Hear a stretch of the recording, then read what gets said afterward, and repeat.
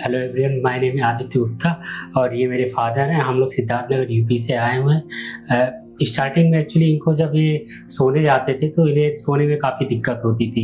इनका सांस फूलने लगता था। रात को 1 बजे 2 बजे उठ करके बैठ जाते थे, पूरी रात सोफे पे बैठ के सोते थे।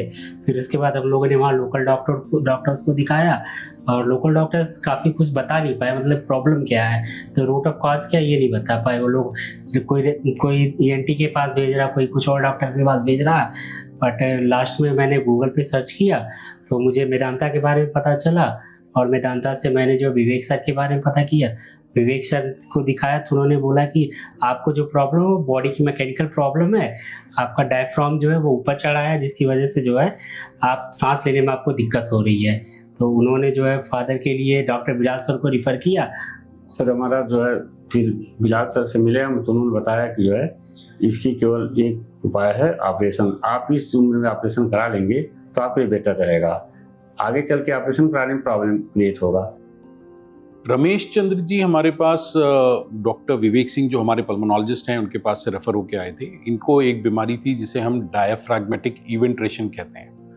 पहले तो ब्रीफली ये समझ लेते हैं कि डायफ्रैग्मेटिक इवेंट्रेशन होता क्या है। बेसिकली हमारे छाती और पेट के बीच को सेपरेट करने में एक मसल होती है जिसको हम डायफ्राम कहते हैं, जो हमारे राइट साइड और हमारे लेफ्ट साइड दोनों तरफ होती है और उनका नॉर्मल शेप जो है वो इस तरह से होता है। इसका मेन पर्पस जो होता है वो बेसिकली रेस्पिरेटरी मसल होती है। जब ये कॉन्ट्रैक्ट करती है या एक्ट करती है तो हमारी छाती का वॉल्यूम बढ़ता है और एयर हमारी छाती के अंदर आती है और इसलिए हम ब्रीद अच्छे से कर पाते हैं। दूसरा इसका सेकेंडरी जो फंक्शन होता है वो एब्डोमिनल ऑर्गन्स को चेस्ट ऑर्गन से सेपरेट करना होता है। कभी कभी किसी बीमारियों की वजह से, चाहे वो चोट हो सकती है, सर्जरी हो सकती है, नर्व डैमेज हो सकता है, इन एक तरफ का डायफ्राम जो है वो वीक हो जाता है या पैरालाइज हो जाता है, यानी मसल्स पैरालाइज हो जाती हैं। कभी भी बॉडी की कोई भी मसल जब पैरालाइज हो जाती हैं तो वो अपनी स्ट्रेंथ लूज कर जाती हैं और वो बड़े थिंड आउट हो जाती हैं। और यही इसी चीज़ को जब डायफ्राम में होता है उसको हम डायफ्रैग्मेटिक इवेंट्रेशन कहते हैं।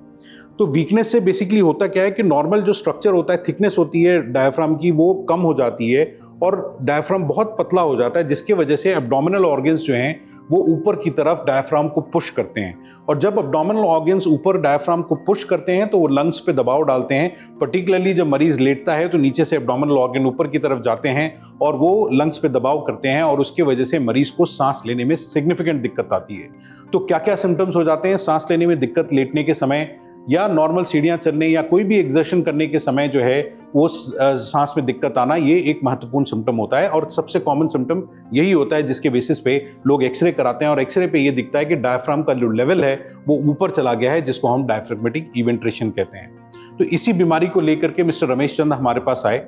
अब इसका निदान कैसे होता है? इसका निदान बड़ा सिंपल होता है कि अगर आप किसी तरीके से उस डायफ्राम को अपनी नॉर्मल जगह पे ला करके फिक्स कर दें तो जो लंग्स पे दबाव पड़ रहा है वो नहीं होगा और फेफड़े जो हैं अपनी पूरी कैपेसिटी पे एक्सपैंड कर पाएंगे और ये प्रॉब्लम जो सांस फूलने की है वो ठीक हो जाएगी।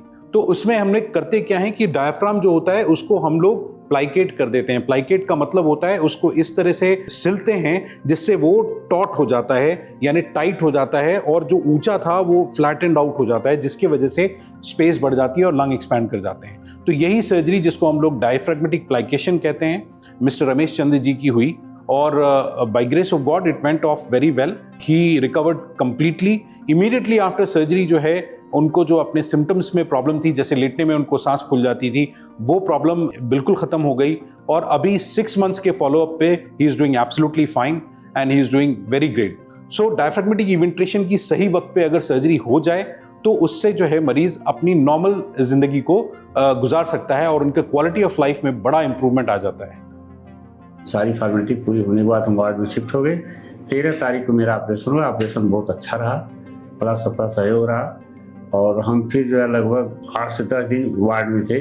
तो बिलाल सर ऑपरेशन के बाद जो है जब हमसे वार्ड में मिलते थे तो बहुत अच्छा होता, बार बार देखते थे। मतलब कोई परेशानी होती थी तो बच्चे जाते थे तुरंत चले आते थे और हमेशा जो है केयर करते थे। नर्स बहुत समय से दवा देती थी। सब लोगों ने अच्छा सहयोग किया मेरे साथ। मैं बहुत ही खुश रहा इस मेदांता हॉस्पिटल से। फिर हमको 10-12 दिन के बाद फिर हमको डिस्चार्ज कर दिया यहाँ से। फिर उसके बाद 6 महीने बाद मैं आया और मैं बिल्कुल ठीक ठाक हूँ। इस समय मैं जिस तरह से मेरा ऑपरेशन हुआ, सांस के लिए मैं सो जाता हूँ पूरी तरह से, मुझे इसमें कोई परेशानी नहीं है। बिलाल सर काफ़ी सीधे साधे इंसान है और वो मतलब बहुत ज़्यादा पेशेंट्स को जो है मोटिवेट करते हैं। वो उनका नेचर बहुत अच्छा है। उन्होंने हम लोग को हमेशा मतलब किसी भी परेशानी को मतलब अपना पर्सनल समझ करके हमेशा जो है फेस किया हमारे साथ हर स्टेप पे। इवन ऑपरेशन के टाइम हम लोग नियर अबाउट 8 आवर तक देख नहीं पाया तो उन्होंने हमें बताया कि आप कोई परेशान मत होइए और जो भी होगा हम आपको 1 घंटे के इंटरवल में आपको बताते रहेंगे। और आफ्टर ऑपरेशन भी वो अभी भी हमें बोलते हैं अगर आप नहीं यहाँ पे आके दिखा सकते हो, कोई प्रॉब्लम हो तो आप डायरेक्ट मुझे कॉल करो। अपना खुद का पर्सनल नंबर उन्होंने दिया। उन्होंने एज ए फैमिली मेम्बर की तरह हम लोग को ट्रीट किया है। Thank you sir.